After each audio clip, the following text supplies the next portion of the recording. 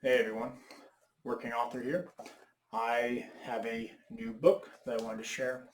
I haven't done one of these in a while, these What the Heck Am I Reading series, only because I um, got a new camera setup and I wanted to give it a shot. So this video is sponsored by Logitech in that I bought a Logitech camera and it is not sponsored. But it's super cool. I love the features of it.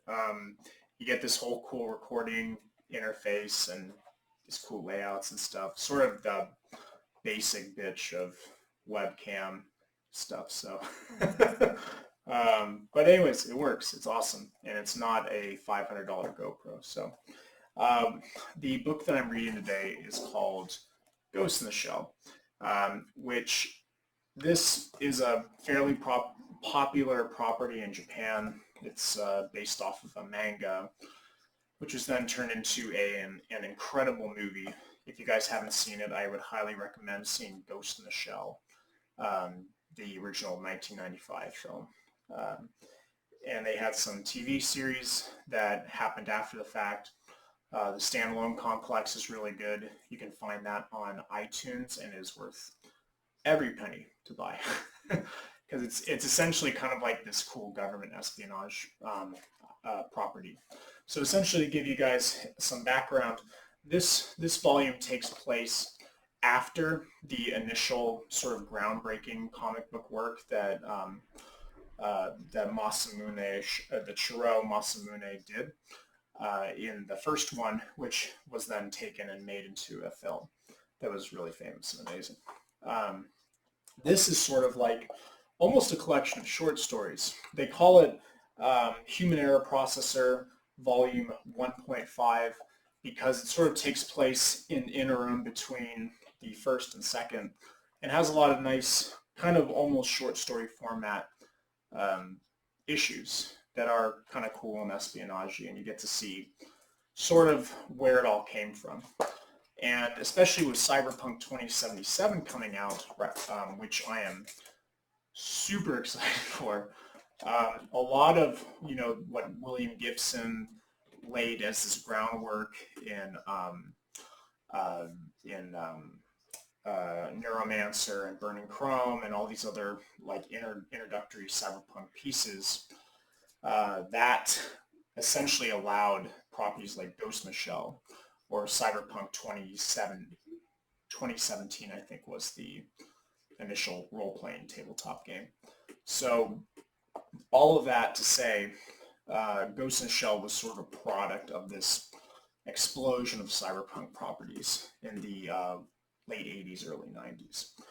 Um, as it stands on its own, the thing I love about Shirow Masamune's work, um, better than anything that I've seen in most comics, is that as a writer, he has an incredible mastery of the subject matter that he's writing in. He seems to almost be sort of like this, not like in the famous, almost mythical status of, say, someone like Shakespeare, but he's very interdisciplinary. He knows quite a bit about government politics and interdepartmental logistics, weapons, technologies, and things like that. And he extrapolates all of this. He takes existing technologies that are available now, and then he just blows it up and makes it larger than life and sort of creates this very interesting, very prescient sci-fi property. Um, that's one of the things that people would often get wrong, where you have, Star Wars. Is that science fiction or is it science fantasy? It'd be science fantasy, obviously, because it contains elements that are fantastic and definitely not rooted in science. Whereas something like The Martian would be considered hard science fiction. Aliens, the Ridley Scott alien films, would be science fiction, kind of like the intermediary between the two. Um, but what's really cool about this property is that there's so much um, there's so much storytelling that kind of looks ahead of what the world might look like in maybe a decade and a half. In this story, it takes place shortly after World War III, which was a small tactical nuclear world war. There's a lot of interesting geopolitical events that occur after the fact. Um, for instance, the U.S. is now fully pulled out of Japan. Japan's a more autonomous nation now. They have extra security defense forces that essentially are responsible for international espionage and other things like that. Um, this particular comic, the world of Ghost in the Shell, takes place in Section 9. And there's different, public security sections going from 1 through 9. In Japan, there's actually 4, according to Shirow's notes in here. But the Section 9 is sort of this like much bigger deal, much more deeper, darker, covert ops unit, and people are handpicked and join that group to solve crimes and make sure that people don't get extradited, to other countries, and they can stop that and everything. So overall, I was very pleased with volume 1.5. Super cool.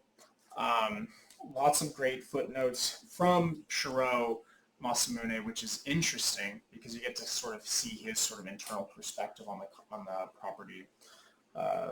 All in all, I would very much recommend you check it out.